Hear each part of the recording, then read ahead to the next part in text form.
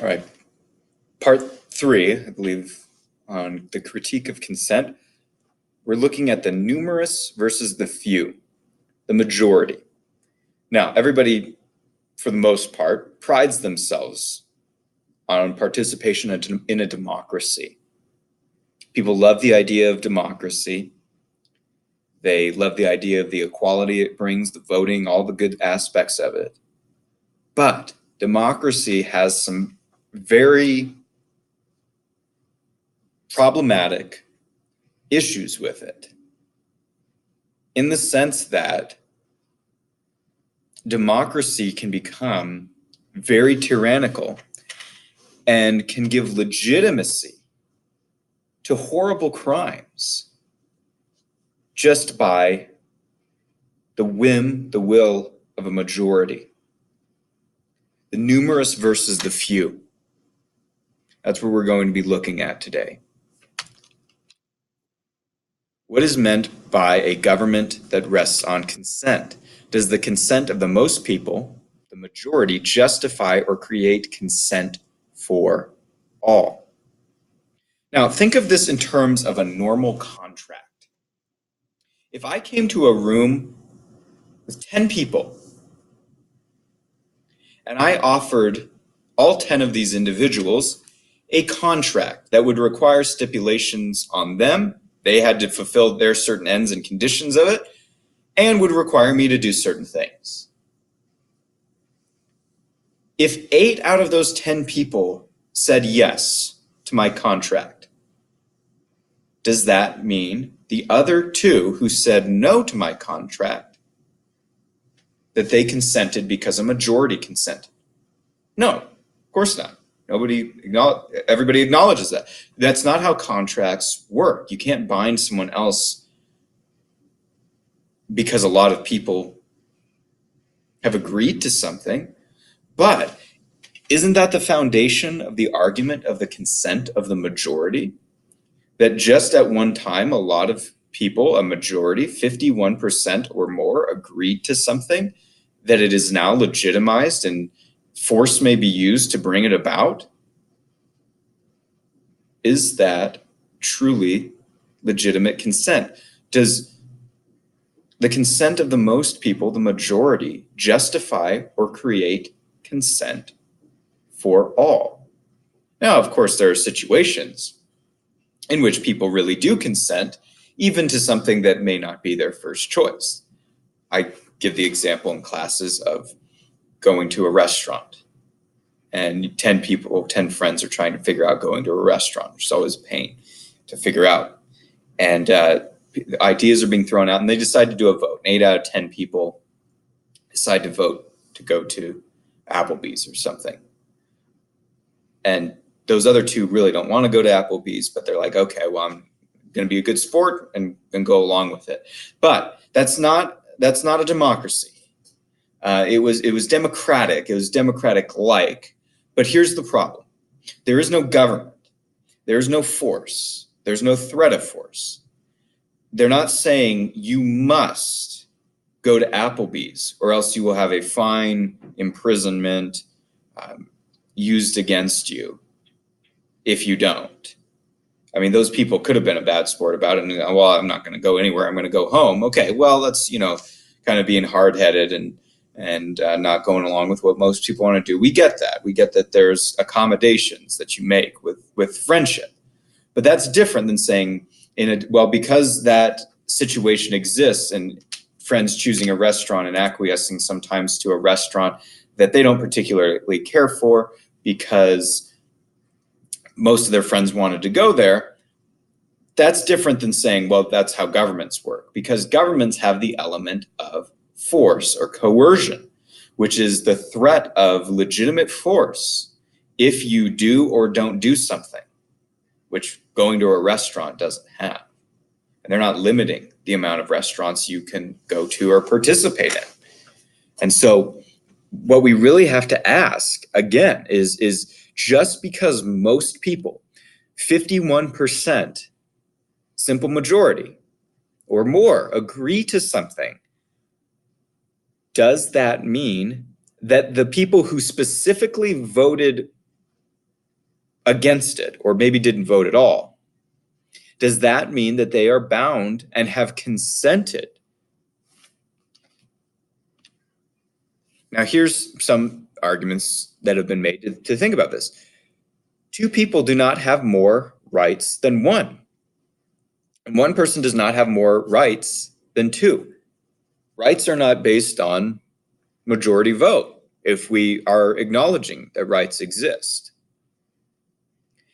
Now, two people do not have double the rights. Now, here's a question to ask. Can a crime be committed by many people as by one person? Let's talk about robbery or kidnapping or enslavement. Let's say this guy wants to beat up and enslave, kidnap this guy in the middle. That is a crime.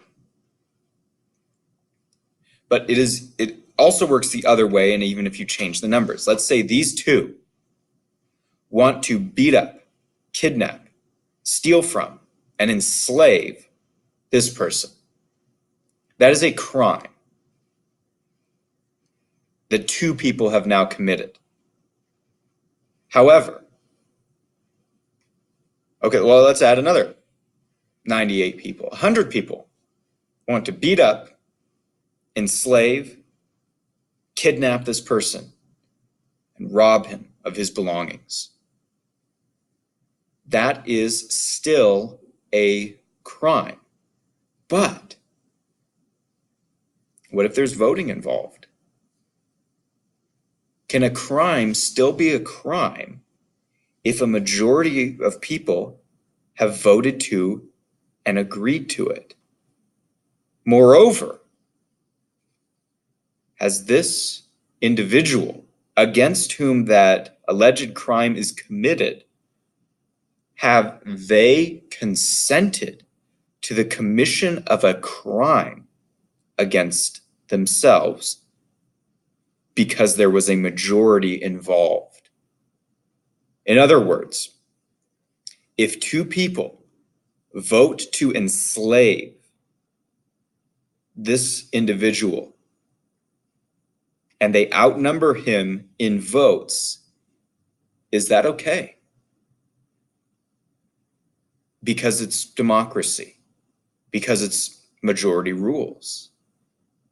Or is it a crime, regardless of the apparatus of voting? What is the difference between ballots and bullets? Ballots are enforced with bullets. People can go in secretly and vote for horrible crimes against their neighbors' liberty and rights and outsource that violence to an entity called the government to use force against people. And majorities can do this. Are we saying that this is legitimate? Something very important to think about. This could also apply with mature minds in this thought experiment to the concept of gang rape. Rape is a crime, a violent sexual act against another human being. One person could rape another person. That's a terrible crime. Gang rape, two people or more could rape one individual, and that's a terrible crime.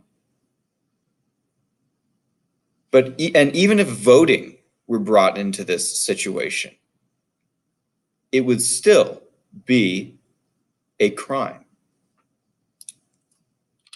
This, or variations of this statement, democracy, two wolves and a sheep voting on what's for dinner. This is a fundamental problem of democracy. That means that in its purest and theoretical form, democracy means, or majority rule means, that those who outnumber may conquer, may legitimize any behavior, idea, commitment at the expense of their neighbors. And it's even worse in a sense, because when a crime is committed by a robber breaking into someone's house and stealing, it's obvious what's going on. They know that a crime is being committed. They know why they're being arrested or whatever the case may be.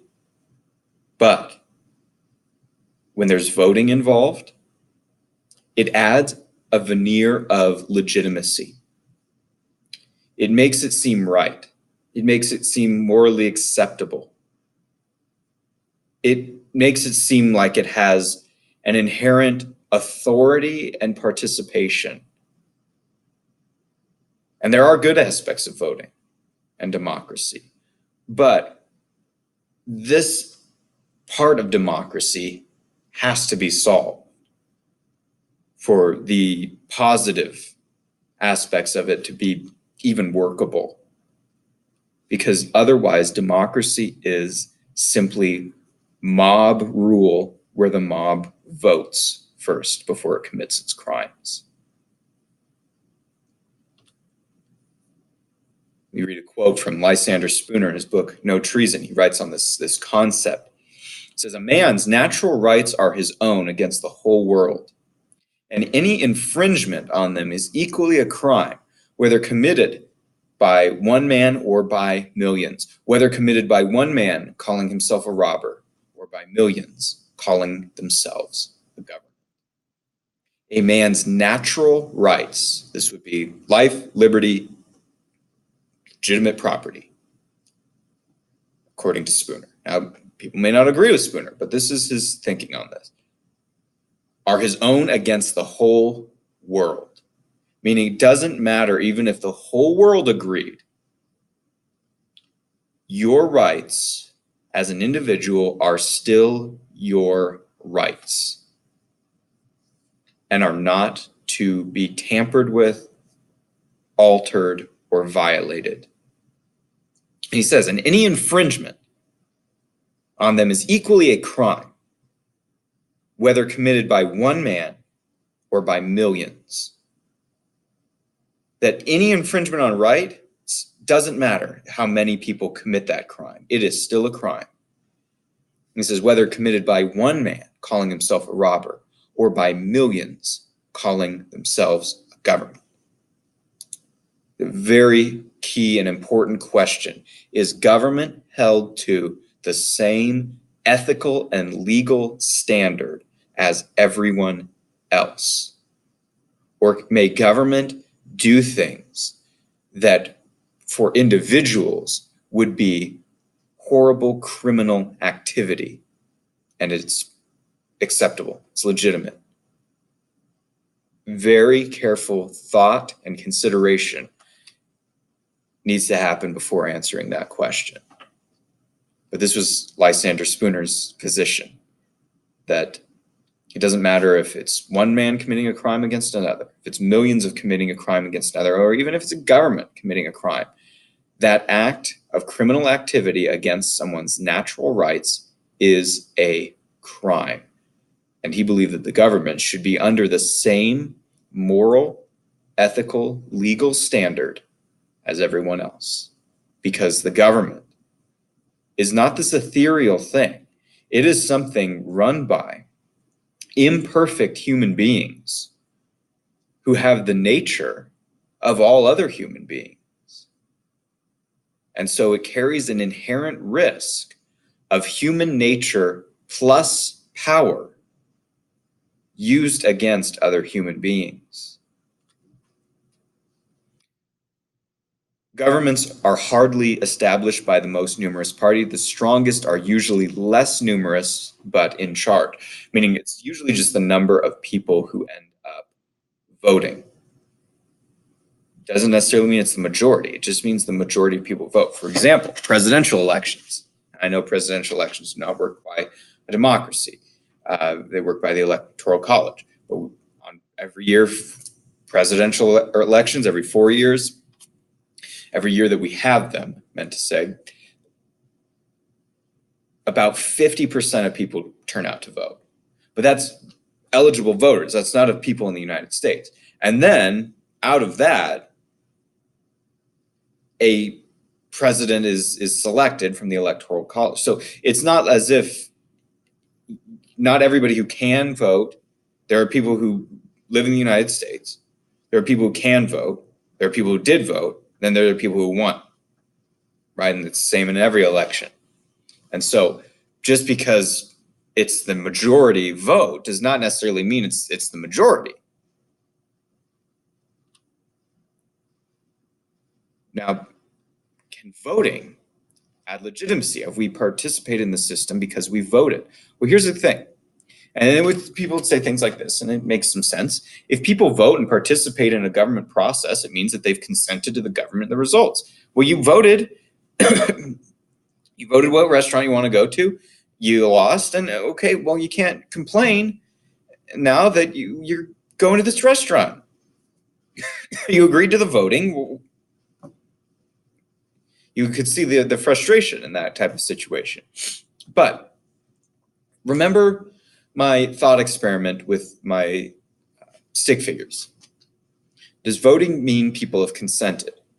Well, let's say again that there are two people who want to vote to steal from one person. Steal his TV, steal his stuff. Okay. Now, they just want to steal. They just want to commit a crime against him, but they want their crime to have legitimacy. So they say, okay, well, let's vote. And you get a vote too. Okay, well, great. Everybody gets to vote. This is democracy at work. This one individual, as you can see on the screen, has a few options, okay? He can vote yes. He can lose his mind and say, yeah, you know what? I'm so excited I got to vote. I'm going to vote yes that you guys can have my TV. Okay, well, maybe that is consent. If the person really does vote yes, then perhaps. But, it's still hard to tell with that aspect because any other situation, he was going to lose his TV by force. So he's like, well, might as well just give it up. Kind of like the Melians with the Athenians. If I'm going to be killed, then I guess I'll fight in this war. Otherwise, like if that's the options you're giving me. So that's a vote yes. You can also vote no. Okay, but these two vote yes, and they steal his TV. He voted no, and he lost. Has he agreed to the results of the system because he participated? But I mean, did he really consent because his vote was no? And if you vote no on something, that's the opposite of consent. That's dissent. That's not consent at all. But I mean, the whole system is voting. So he loses. He should have voted harder. He should have tried to convince them to switch to his side, right? And the thing where he convinced the people over, right? But no, he lost. Okay, well, then he says, you know what? I'm not going to give any legitimacy to the system at all. I'm going to not vote because this is not a legitimate vote for you to just come and steal from me and then pretend that your theft is really just democracy. Okay, well, now they say, okay, well, we vote, and now we come steal your stuff. And not only that, this is probably the worst of all. Now they, after stealing his property, and outvoting him, they morally lecture him. And they tell him, you are politically irresponsible. Don't you know, if you don't vote, you can't complain? If you don't vote, you cannot complain. You don't have a right to complain unless you are participating, trying to make the situation better. But had he voted, he would have legitimized the system that was stealing from him. So, you're stuck. Does voting really mean that we have consented because any vote or even non-participation does not allow us out of that category of so-called consent.